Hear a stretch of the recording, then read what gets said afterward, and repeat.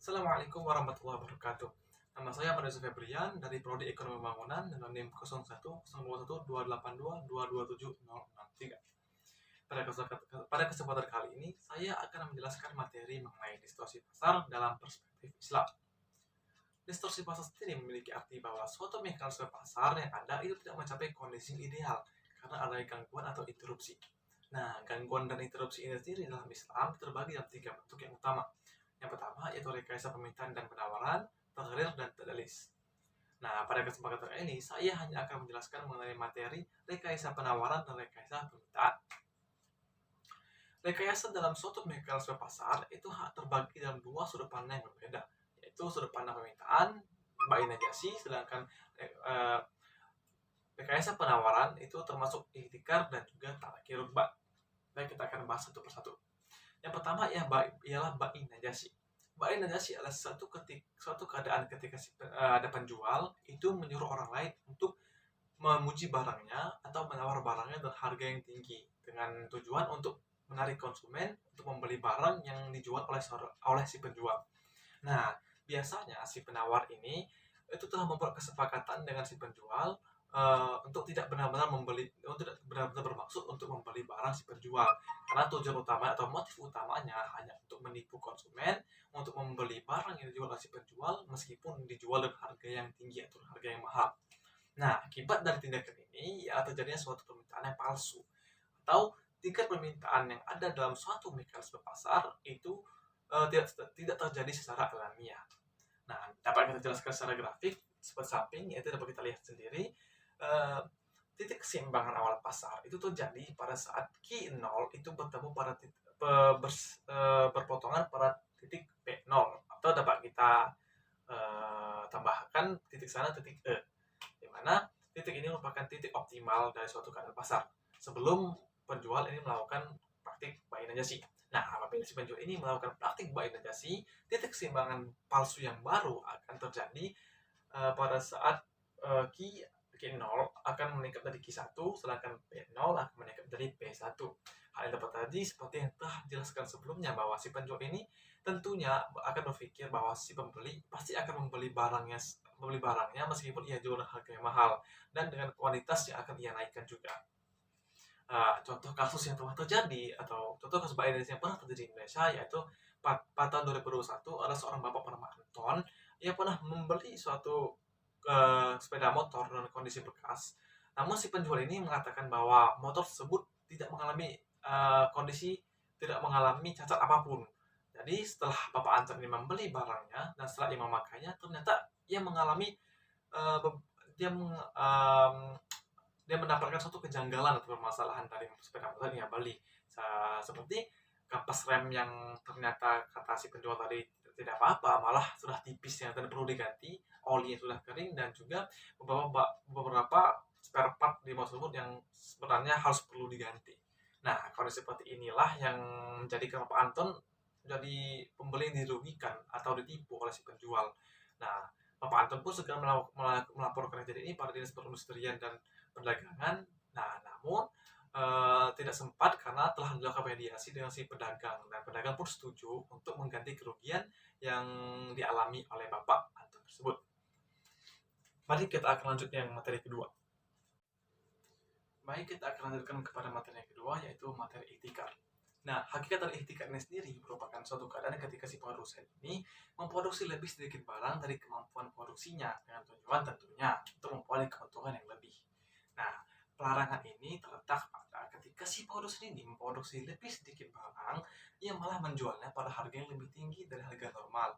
Nah, alasan inilah yang menjadi alasan utama mengapa pelarangan ini menjadi praktik yang dilarang dalam Islam. Selain itu, terdapat juga hadis dari Rasulullah SAW yang ikut mendukung pelarangan praktik ini, yaitu yang berisi atau yang membunyi, tidaklah orang yang melakukan itikar kecuali ia berdosa. Nah, untuk secara grafis dapat kita jelaskan di gambar samping dapat kita lihat titik keseimbangan pasar normal itu berada pada titik D, itu ketika kuantitas berada pada Q1 dan harga pada P1, atau dapat kita jelaskan juga pada saat kondisi MC itu memotong VMC sama dengan kurva AR, atau kurva MC itu memotong kurva AR sama dengan D. Nah, pada kondisi ini si produsen itu memperoleh keuntungan sebesar kotak dapat kita sendiri kotak dari A, B, C, dan D. Nah, memang pada kondisi ini si wholesale ini memang tidak mendapatkan keuntungan sebesar dari apabila ia melakukan praktik dari ikhtikar sendiri. Nah, apabila ia melakukan praktik ikhtikar, maka titik keseimbangan pasar akan berubah dari titik D akan berubah menjadi titik X, itu di mana kuantitas akan menurun dari Q1 menjadi QM, sedangkan P malah akan naik dari P1 ke PM. Hal ini dapat terjadi karena ketika ia melakukan suatu ketika person ini melakukan ikhtikar, ia malah akan mengurangi produksi, kuantitas produksi, dan ia akan menjualnya dengan harga yang lebih tinggi. Nah, hal ini terjadi tentunya menjadi merugikan konsumen. Maka dari itu ini dilarang dalam Islam. Nah, contoh kasus ikhtikar dalam Islam yaitu penimbunan masker terjadi pada awal COVID-19 pada 2020, dan juga penimbunan pada minyak goreng pada tahun 2020 akhir pada puasa kemarin. Ini menjadi bukti bahwa tindakan ini sangat merugikan terutama pada sisi konsumen. Selanjutnya kita akan melanjutkan ke materi ketiga, yaitu mengenai talaqi rukban. Baiklah, materi selanjutnya yaitu mengenai talaqi rukban. Nah, talaqi rukban sendiri merupakan suatu tindakan yang dilakukan oleh seorang penjual atau pedagang kota dengan membeli barang dari petani yang masih berada di luar kota dengan tujuan untuk memperoleh harga yang lebih murah ketimbang membelinya langsung dari pasar. Nah, praktik ini dilarang dalam Islam karena terdapat dua alasan. Yaitu yang pertama, mencegah barang dari petani tersebut untuk masuk atau barrier entry. Dan yang kedua, mencegah petaninya untuk memperoleh informasi yang tepat dan akurat mengenai harga produk yang ia jual di pasaran. Nah, alasan inilah yang menjadi alasan kuat mengapa praktik ini dilarang dalam Islam. Memang mencari barang dan harga yang murah itu tidak dilarang dalam Islam. Tapi apakah etis memang untuk membeli suatu barang dari orang yang bahkan ia sendiri tidak mengetahui harga pasti yang ada di pasaran dari produk yang ingin dia jual. Nah, justru karena inilah yang menjadikan petani tersebut orang yang dizolimi oleh si pedagang. Nah, maka dari itulah Islam melarang praktik ini. Nah, secara grafis dapat kita jelaskan bahwa titik keseimbangan awal apabila si penjual ini tidak melakukan praktik talaqi rukban, yaitu ketika kuantitas itu berada di Q bintang dan harga atau P itu berada pada P bintang. Nah, apabila si penjual ini malah melakukan praktik talaqi rukban, memang keseimbangan ini akan naik, namun tidak dengan kuantitasnya akan menurun dan juga harganya akan meningkat. Mengapa demikian? Karena penjual yang telah memperoleh harga lebih murah dari petani tentunya akan menjual harga lebih tinggi pada saat ia berada di pasaran.